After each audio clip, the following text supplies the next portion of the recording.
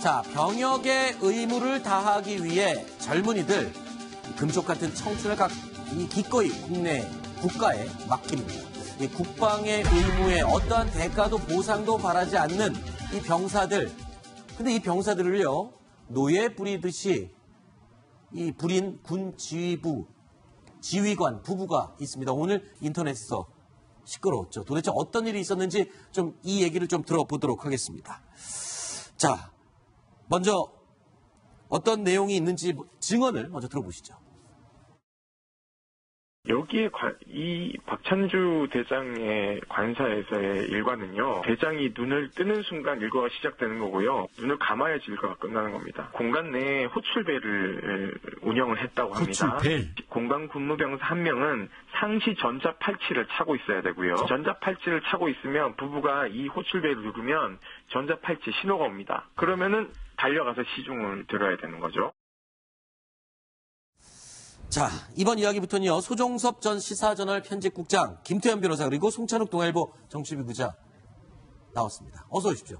안녕하세요. 자, 이 이야기 계속 좀 이어가 보겠습니다. 지금 병사들에게, 당번병이라고 하죠. 네. 병사들에게 전자팔찌를 채워서 부렸다, 노예처럼 부렸다. 도대체 어떤 생활을 한 겁니까? 전자팔찌가 왜 필요한 거죠? 네, 이제 군 인권센터에서 폭로를 한 내용인데요. 전자팔찌라는 게 우리 쉽게 얘기하면 이제 원래 성범죄자들이 차는 게 전자팔찌 아니에요? 근데 이게 그건 전자발찌인데 약간 개념이 다른 게 그냥 쉽게 생각을 하면 우리 이제 저녁에 주점 같은 데 가면 이제 배를 누르면 종업원들 이제 팔에서 이렇게 울려서 호출을 하는 호출기를 말하는군요. 그런 거를 달고 있었다고 하는데요.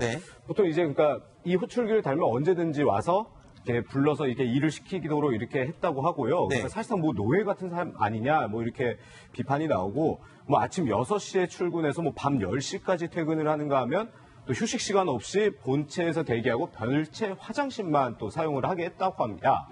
그리고 또 주요 업무를 살펴보면 이게 뭐 일단 군의 그 일반 사병인 건데 뭐 물도기를 시킨다든지 안방 블라인드 치기, 뭐 거실에 있는 쓰레기 줍기, 뭐 소파나 바닥에 떨어진 발톱 줍기 등을 시켰다고 합니다. 사실상 그냥 그러니까 사령관의 정말 허드렛 일을 하는 그런 그 사람으로 활용을 한 거죠. 그런데 이 내용 중에 보면요, 이 공관 시설을 관리하기 위해서 파견된 사병들입니다. 병사들인데 이 병사들 대장님이 날린 골프공을 줍는 게 또 주 업무였다라는 증언이 있습니다. 어떤 내용인지 들어보시죠. 그분이 골프를 자주 치러 가니까는 인사청문회 때 질책을 받았는데 그 질책을 받으니까 본인은 골프 치러 가고 싶은데 골프를 못 치니까 공간 마당에다가 사령관이 개인으로 사용할 수 있는 미니 골프장을 만들었어요. 무슨 얘기인지 그러니까 알겠습니다. 사령관이 골프를 치면은 공관병하고 조리병은요 마당에서 골프공 줍는 일을 하는 겁니다. 자, 사령관의 공관, 그러면 공관은 뭐 사유지가 아니잖아요. 그건 공관이니까 진짜 공적으로 쓰는 공간인데 거기에 이렇게 골프 시설을 마련해 놓고 사적으로 이용했다. 이거 뭐 일반적인 경우는 아닌 것 같은데요. 그렇죠. 이제 그 공간을 말씀하시는데 공적으로 잠을 자고 출퇴근하기 위해서 시간을 좀 아끼기 위해서 어떻게 보면 이제 근무지랑은 좀 가까운 곳에 그리고 이제 장군, 육군 대장 정도 되면 경호에 문제가 있으니까 경호가 용이한 곳에 공간을 만드는 건 아니겠습니까? 근데 거기에 이제 미니 골프장을 만들어 놓고 본인이 휴식 시간에 골프를 즐겼다는 거죠. 그거 자체도 부적절한데 글쎄요. 저는 하나도 궁금한 게 이거 무슨 돈으로 공사했을까요? 아니 그러네요. 그렇잖아요. 그 공금으로 썼어도 안 되는 문제가 거 심각하고요. 그렇잖아요. 뭐 예를 들면서 골프장에서 뭐 흙 파고 이럴 때도 뭔가 시설에 단돈 얼마라도 돈이 들 건데 그거 공사비 누가 했냐면 그거 하나라. 그렇죠. 인부들을 고용하진 않았을 거예요. 아마 당연히 장병, 부관, 공관병들이 했겠죠. 과연 그걸 시켜도 되느냐는 거죠. 제가 알기로는 아빠 국방부에 나름 매뉴얼이 있다고 해요. 그 공관병들한테 시켜야 될 일, 시켜서는 안 될 일에 쫙 라인업이 돼 있다고 하거든요. 글쎄 이게 시켜도 되는 일인지 저는 그렇게 생각 안 합니다. 제가 알기로는 출퇴근과 수발과 간단한 식사 준비, 간단한 비서 업무, 그다음에 연락 이런 것들만 공관병한테 시킬 수 있는 것으로 알고 있고 그밖에 어떤 굉장히 잡스러운 어떤 그런 일들은 못 시키는 걸 알고 있는데 어찌 이런 일이 일어나는지 참 의문입니다. 제가 사실 이것 때문에 과연 공관병이 좀 얼마나 될까 하고 국방부에 오전부터 물었거든요. 근데 지금 이 시간까지 답을 안 주고 있어요. 근데 전체적으로 아마 그 2성급 이상. 다만 이제 준장 같은 건 여단장 이렇게 이게 지휘관일 때만 공관병이 필요한 거예요. 그래서 2성급은 2명, 1명, 공관병 1명. 그리고 3성급은 조리병까지 해가지고 2명. 네. 그리고 4성급은 2명에서 4명까지도 이렇게 있다고 하는데 전체적으로 보면 우리나라 대략 계산을 해보니까 네. 이렇게 지휘관이 한 7, 80명 뛰거든요. 그러면 공관병, 조리병 이렇게 해가지고 즉 공관 안에서 근무하는 병사가 한 150명 안팎은 될 것 같아요. 네. 근데 그 사람들이 원래 하는 것 자체가 이 지휘관이라고 하는 사람은 24시간 긴장해야 되지 않습니까? 공관에 들어와서도 어떻게 보면 허드렛 일 같은 것까지 자기 자신이 할 수는 없고 또 대부분이 육군인 경우에는 오지에 직접 현장에 나가 있는 거거든요. 네. 부인하고도 가족하고도 같이 없는 거거든요. 그런 것들을 보조하기 위한 게 바로 이 공관병들이거든요. 원래의 취지가 그런 거죠. 그렇죠. 예. 그러니까 만약에 지금 같은 경우에 보면 박찬주 같은 경우에는 부부가 같이 했다고 그랬잖아요. 네. 그럼 부부가 같이 있으면 공관병 필요 없는 거예요. 아하. 그잖아요. 이미 같이 부인이 여러 가지 일을 하니까 물론 연락을 하는 데는 필요하니까. 네. 그리고 북한 같은 데만 하더라도 네. 이미 1969년에 없어졌다고 하니까. 공관병이요? 예. 아. 물론 네. 필요한 부분은 있겠죠. 그러나 필요한 부분에만 쓰도록 네. 이 혼자 한두 사람의 문제가 아니래요. 네. 거의 대부분이 이렇게 쓰고 있대요. 그러니까 이 제도를 완전히 개선을 해야 될 것 같습니다. 네. 자, 아까 그 가족들과 없는 사령관들이 필요한 게 공관병이다. 그게 원래 취지다. 이렇게 말씀을 해주셨는데 이 가족들이 다 같이 있었습니다. 이 박찬주 사령관은요. 심지어요. 군에 간 아들이 돌아왔을 때 그 아들을 극진히 챙겨야 하는데도 또 공관병들이 동원이 됐다고 합니다. 들어보시죠. 아들이 오면은 항상 뭐 바베큐 파티를 세팅해줘야 되고요. 그리고 심지어는 군대에 입소하면 훈련을 하지 않습니까? 밤마다 전화해서 소속 소대장 핸드폰을 전화해가지고 아들 바꿔라 라고 해서 통화를 하는 거예요. 매일 저녁에. 그럼 이거는 특혜죠. 그러네요. 그러니까 본인 아들은 금쪽까지 아끼는데 다른 집 아들인 공관병들은 노예처럼 부렸다. 형평성에 어긋나는 것 같은데 이 박찬주 대장 말고 그 아내 되는 분도 역시 이 공관병들을 함부로 대했다고요? 예, 물론 이 박찬주 대장이 그렇게 행한 것도 잘못된 거지만 네. 더더욱이 부인이 네. 일반 사병 이제 공관병을 이렇게 자기의 종을 부리듯이 이렇게 했다는 게 더 문제인데요. 네.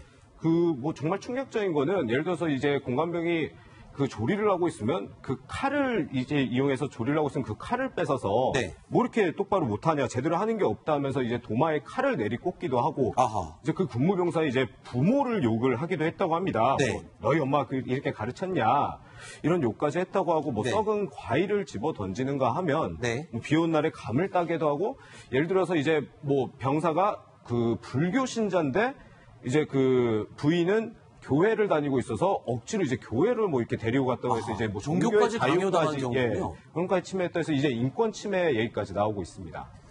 하고 많은 것 중에 전 이건 이해가 안 된다. 비 오는 날 감 따기. 뭐 시킬 게 없어서 비 오는 날 왜 감을 따게 하는지 전 이해가 안 되는데 글쎄요. 뭐 공관에 감나무가 있었나 봅니다. 그런데 이제 감을 따라 비 오는 날 시켰던 것 같은데. 재밌는 얘기 하나 해드릴까요? 네네. 냉장고가 몇 대게요, 저 집에? 냉장고 10대라는 거예요, 10대. 10대요? 왜 그러냐고 봤더니 장군이니까 과일 선물도 많이 들어올 수 있잖아요. 네. 너무 많으면 썩으면 버려야 되지 않습니까? 네. 그러니까 이제 장군 보고 야 과일 가져와. 그러면 이제 싹 깎아서 가지고 간다는 거예요. 많으니까 빨리 먹어야 되니까. 네. 그럼 다 안 먹는다는 거예요. 네. 남은 거 버려야 되잖아요. 네. 그럼 남은 거 먹는다는 거예요. 공관병들이. 네. 그거 못 먹게 한답니다. 혼나요. 남은 거 먹으면. 그거 어떻게 해요? 버려야 되잖아요. 버리면 또 혼납니다. 그럼 어떻게 하라는 겁니까? 다른 사람들 줬대요. 이제 네. 이거 남으니까. 주면 또 혼나요. 네. 그럼 어떻게 해요? 챙겨놔야 되지 않습니까? 채워놔야 되지 않습니까? 그러니까 냉장고에 10대 채워놓는 거예요. 근데 그게 다 많이 썩어 문드러졌다는 거 아니겠습니까? 하도 오래 보관하니까. 네. 여기 아마 그 사령관, 그 공관 지금 네. 관사 여기 가보신 분이 있는지 모르겠는데 제가 몇 년 전에 한번 갈 일이 있었어요. 네네. 제가 제일 깜짝 놀란 것은 이 박찬주 대장의 여기는 아닙니다. 다른 대장의 이제 저긴데 제일 제가 깜짝 놀랐던 것은 입구에 들어가서부터 관사까지 가기까지의 시간이 네. 자동차로 거의 10분 가까이를 가더라고요. 그래요? 그렇게 이 사령관이 쓰는 그 공간 자체가 굉장히 넓습니다. 그래서 저는 지금 뭐 전체적인 사회의 흐름도 그렇고 어떤 이런 관사 부분들이 많이 이제 시민들한테 돌려주는 이런 흐름이지 않습니까? 네. 군도 이런 부분에서 좀 한번 점검이 좀 필요하지 않나 싶어서 네. 그런 생각이 좀 들고 너무 그렇게 큰 거대한 공간에서 이렇게 공관병들을 다 두고 생활을 하다 보면 일종의 이제 귀족 귀족 군인이 되지 않습니까? 네, 어떤 야전에서의 전투 군인보다는 네. 그렇기 때문에 그런 부분에서도 뭔가 좀 개선이 필요해 보입니다. 저희가요. 그래서 이 논란이 되고 있는 박찬주 대장에 대해서 좀 알아봤습니다. 어떤 사람인지 궁금하지 않습니까? 자, 소영석 편집장님, 어떤 사람으로 알려져 있는 인물입니까? 육사 37기. 네. 육사 37기 하면은 이제 박지만 씨 있지 않습니까? 네. 박지만 씨랑 육사 동기생이고, 김관진 전 실장 인맥, 이른바 독일 유학, 육사에 유학을 한 독사파의. 그 유명한 독사파. 그렇습니다. 독사파의 또 대표적인 인물 중에 한 명이죠. 독일 사관학교에 같이 연수를 갔다 온 사람이라고 해서 독사파 이렇게 줄여서 언급이 됐습니다. 예, 그렇습니다. 같이 간 것은 아니고요. 김관진 전 실장이 1969년에 이제 독일 육군사관학교로 유학을 갔거든요. 네. 그 이후에 육군사관학교 출신들이 한 명씩, 해마다 한 명씩 독일 육사로 이제 유학을 가는 겁니다. 네. 그 전체를 이제 통틀어서 이른바 김관진 전 실장이 잘 나가던 시절에 네. 독사파다 뭐 이렇게 불렸었는데 박찬주 대장 같은 경우는 이제 김관진 전 실장이 국방부 장관으로 있을 때 네. 합동참모본부의 이제 상부 구조 개편 추진 단장이라는 네. 또 중요한 직책을 맡았던 적이 있고 2015년에 이제 사성장군으로 진급하면서 대장이 되죠. 네. 그때 당시에도 이제 기갑병과 출신으로는 처음으로 이제 장군이 되면서 네. 뭐 뒷배경이 든든한 것 아니냐 등등 여러 가지 좀 말이 나오기도 했었습니다. 그래서 이 갑질 장군으로 행세를 할 수 있었던 데는 이런 든든한 배경이 있어서 그런 게 아니냐 이런 얘기까지 나오고 있습니다. 근데 군 사조직으로 이 독사파가 언급되기 전에 굉장히 유명했던 군 사조직이 있었죠. 바로 알자회입니다. 자, 알자회. 이 과거에 최중실 국정농단 청문회에서도 등장을 했었습니다. 어떤 식으로 등장을 했었는지 그 내용 다시 한번 들어보겠습니다. 알자회가 살아났다. 우병우 수석과 안봉근 비서관이 뒤를 봐주고 있다. 그런 내용입니다. 이 사람들이 심지어 내년 인사에는 누가 총장으로 간다느니 육군참모총장 누가 가고 누가 수방사령관으로 가고 누가 특전사령관으로 가고 누가 기무사령관으로 간다고 작당 모의까지 했다는 제보입니다. 지금 말씀하시는 그 뭐 몇몇 분에 대해서는 아는 사람이 저는 개인적으로 아는 사람 하나도 군대 내 사조직이 있어야 됩니까? 있어서는 안 됩니까? 안 됩니다. 자, 박찬주 대장이 독사파인 것으로 지금 분류가 되고 있고 이 얘기를 하다 보니까 알자회까지 얘기가 나왔습니다. 네. 알자회 어떤 군 사조직인지 간단하게 좀 설명을 다시 해주시죠. 과거에 가장 유명했던 건 이제 하나회인데 그렇죠. 알자회라고 하는 거는 이제 1974년에 육사를 들어간 사람들이 3학년일 때 그러니까 1976년이죠. 그게 육사 34기인데 이 사람들이 처음으로 10명이 가장 좀 그래도 똑똑한 사람들 10명이 해가지고 서로 알고 지내자 우리. 그래서 알자회라고 해서 구성을 했다고 합니다. 그래서 매 기수마다 10명씩 해가지고 쭉 10기까지 내려왔으니까 120명이 쭉 내려온 거죠. 네. 그러면서 그 사람들이 한 칸 한 칸 올라가면서 처음에는 서로 경조사도 챙기고 알고 지내자 이렇게 했지만 나중에는 승진도 같이 도와주고 그렇죠. 끌어주고 당겨주고 이렇게 하면서 요직들을 점유하게 된 거죠. 그리고 지금 바로 나온 것처럼 우병우 즉 청와대에서 가장 핵심 실세하고 서로 연결해서 요직을 서로 나눠 갖기를 하고 있었던 거죠. 그렇군요. 자, 이 박찬주 대장의 이 갑질 장군 얘기를 하다 보니까 독사파 얘기, 알자회 얘기까지 심지어 하나회 얘기까지 나왔습니다. 자, 어제 이 송영무 국방장관이요. 박찬주 사령관의 전역 지원서를 받았습니다. 군 개혁 임무를 받은 송영무 장관의 고심도 깊어지는 것 같습니다. 자, 일단은 어떤 내용으로 이 전역 지원서를 낸 겁니까? 편집장님? 그냥 일단 뭐 지난 오랫동안 40년 몸담았던 군에 누를 끼치고 명예를 훼손했다는 자책감을 견딜 수 없어서 전역 지원서를 제출했다라고 이렇게 이제 밝혔는데 근데 만약에 저렇게 갑질로 논란을 빚었는데 전역 지원서를 넣어서 그냥 전역이 되면 아무 처벌 없이 그냥 조용히 전역하는 겁니까? 그렇죠. 여러 가지 이제 그 받게 되는 예우 같은 거, 연금이라든지 기타 이런 부분이 그대로 이제 유지가 되기 때문에 지금 시민단체들을 중심으로 해서 국방부 장관에게 전역 지원서를 받으면 안 된다, 사표 수리를 해서는 안 된다라고 하면서 법적인 처벌을 받아야 된다, 오히려 형사 처벌을 해야 된다. 지금 이렇게 주장이 나오고 있기 때문에 아마 송영무 장관으로서는 이것을 그냥 수리를 해야 될지 아니면 정말 시민단체들의 주장대로 어떤 조사를 통해서 법적인 처벌을 받는 쪽으로 가야 될지 여러 가지 지금 고민을 하고 있는 그런 상황. 변호사님 계시니까 한번 물어볼게요. 저런 정도의 행위도 법적인 처벌의 어떤 기준이 됩니까? 특히 또 민간인이 아니고 군인 신분인데요. 아직은 전역 지원서를 받지 않았기 때문에, 수리하지 않았기 때문에. 처벌이요? 네. 애매해요. 과일 던진 거 폭행, 뭐. 그쵸. 손톱 주신 손톱 주신 거를 뭐, 죄를 물을 수도 없는 거고. 그 다음에 뭐죠? 칼 이렇게 딱 꽂았다면서요. 네. 그거 특수 협박, 위험한 물건, 칼, 흉기니까. 뭐 그런 거. 그 다음에 포괄적으로 이제 직권남용의 문제가 있죠. 그러니까 의무 없는 일을 시키는 거. 예를 들면 이런 게 있거든요. 아까 제가 말씀드렸잖아요. 이 군 내부에 국방부에서 가지고 있는 군관부의 가이드라인에 보면 시켜야 될 일과 해서는 안 될 일들이 있어요. 해서는 안 될 일 제가 얼핏 봤더니 예시에 뭐가 있냐면 어류 수집, 수목 채취 이런 것도 있어요. 어류 수집이라는 건 뭡니까? 낚시나 이런 거 하지 말라. 그러니까 이게 재미있는 게요. 네. 오죽 그런 것들 많이 시키면 국방부에서 국방부를 데려다가 가서 뭐 칡해오고 뭐 더덕해오고 이런 거 시키지 마. 낚시 시키지 마.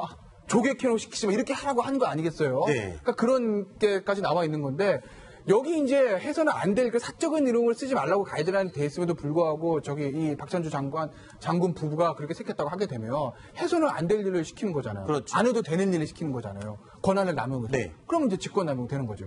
네. 근데 이제 저는 이거를 형사처벌해야 되느냐 말아야 되느냐. 네. 그거보다도 이게 이제 어떻게 보면은 약간 소소하게 이제 인권 침해고 이런 것들인데 이번 기회에 공관병들의 매뉴얼을 명확하게 하고 대부분 투스타, 쓰리스타, 포스타 가장 최고의 직책까지 올라가는 분들 아닙니까? 네. 좀 그분들 교육을 시켜가지고 좀 적어도 공관병을 하나의 병사의 업무로 봐야지. 네. 자기의 집안의 하인, 마치 허드렛 일 해주는 사람 그런 걸로 이렇게 봐서는 안 된다고 하는 거. 네. 그거를 좀 집중적으로 해야 될 것 같고 이번 기회에 어떻게 하루에 16시간씩 일을 시킵니까? 네. 거기도 8시간만 일을 시켜야죠. 네. 예전에는 대부분이 일반 병사로 일하는 게 힘들었기 때문에 공관병이 이거 꽃보직이라고 그랬거든요. 그렇죠. 다들 막 빽써가지고 간다 이랬거든요. 근데 지금은 이런 상태라면 오히려 안 가고 싶어하는 그런 상황이 됐을 것 같은데 좀 바꿔야 될 것 같습니다. 알겠습니다. 공관병 제도를 지금 없앤다는 얘기도 지금 나오고 있죠. 지금 송영무 장관이 그렇게 밝혔죠. 일단 병사들은 없애고 전역한 민간인 중에서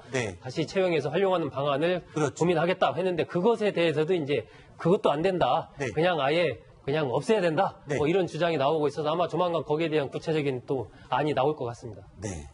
사람 드는 자리는 몰라도 나는 자리는 금방 티가 난다고요. 있다가 없으면 얼마나 불편한지 아마 느낄 수 있을 겁니다.